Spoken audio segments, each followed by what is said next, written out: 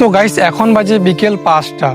আমি উচ্চ মাধ্যমিক পরীক্ষা দিয়ে 3টের সময় ঘর আসি এবং আমি খাবার দাবার খেয়ে খানিক পড়াশোনা করে আমি চলে এসেছি এই ফাঁকা মাঠে ভিডিও করতে। তোমরা দেখতে পাচ্ছ চারিদিকে মাঠে ফাঁকা, কেউ না, একমাত্র আমি ছাড়া।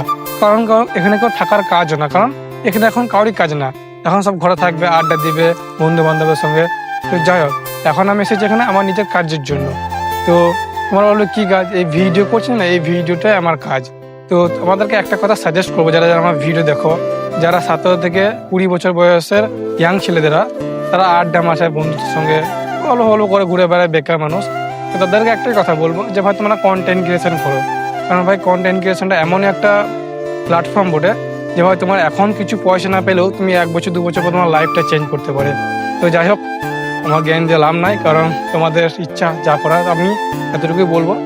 তো যাই হোক, তোমরা বেশি বেশি আমাকে সাপোর্ট করো এবং